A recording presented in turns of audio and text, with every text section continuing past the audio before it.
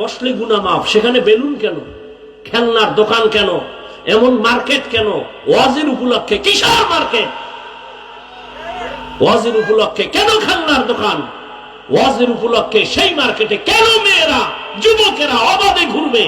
বসলে গুনাহ মাফ, সেখানে বেলুন কেন, খেলনার দোকান কেন, এমন মার্কেট কেন? ওয়াজের উপলক্ষে কিসের মার্কেট? ওয়াজের উপলক্ষে কেন খেলনার দোকান? ওয়াজের উপলক্ষে সেই মার্কেটে কেন মেয়েরা যুবকেরা অবাধে ঘুরবে? বসলে গুনাহ মাফ, সেখানে বেলুন কেন, খেলনার দোকান কেন, এমন মার্কেট কেন? ওয়াজের উপলক্ষে কিসের মার্কেট? ওয়াজের উপলক্ষে কেন খেলনার দোকান? ওয়াজের উপলক্ষে সেই মার্কেটে কেন মেয়েরা যুবকেরা অবাধে ঘুরবে? আমার তেলাওয়াত কিন্তু আয়াতের আলোচনা শুরু, ঢুকবো না এখান থেকে বিদায় নিব?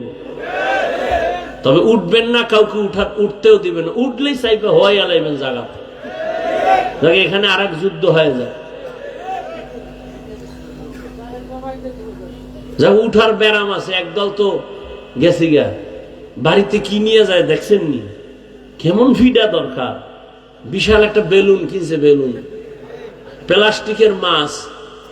বাড়ি গেলে জিগাইব কি ওয়াজে পাইছো? কাইছে মোনাজাতে বেলুন পাইছি। আপনি হাসেন, ওরে জুতো দিয়ে বাইরে এলো তো মনের ঝাল মিটে না। কেন আসছো?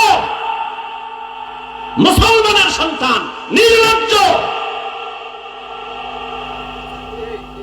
কোরআনের বাগান, এখানে বসলে গুনাহ মাফ, সেখানে বেলুন কেন, খেলনার দোকান কেন, এমন মার্কেট কেন? ওয়াজের উপলক্ষে কিসের মার্কেট? ওয়াজের উপলক্ষে কেন খেলনার দোকান? ওয়াজের উপলক্ষে সেই মার্কেটে কেন মেয়েরা যুবকেরা অবাধে ঘুরবে? কি হচ্ছে এগুলো? সারা বাংলাদেশের মধ্যে হ্যাঁ দুই একটা চায়ের দোকান থাকতে পারে, দূরের মানুষ ক্ষুধা লাগতে পারে, একটু চা পান করবে, বিস্কিট খাবে, রুটি খাবে, কলা খাবে। খেলনার দোকান কেন, বেলুনের দোকান কেন? এই পদক্ষেপ নিলে একটা দোকানও বসতে পারতো না যে না এখানে কোনো খেলনার দোকান বসতে পারবে না, বেলুনের দোকান বসতে পারবে না। 100 স্বেচ্ছাসেবক লাঠি দিয়ে দিত হাতে যে এখানে কোনো মহিলা যেন ঢুকে না।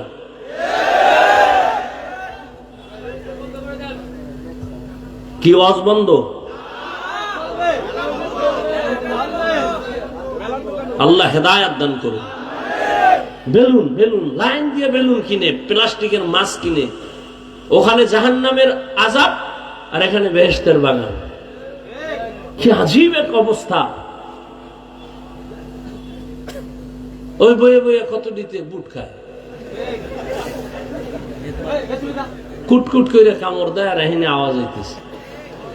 তুমি 2 ঘন্টা না খাইলে মরবা, বুট খাইলে পেট ভরবে। খাওয়ার জন্য দোকান আছে, এখানে আসছো কেন? সেখানে যাও।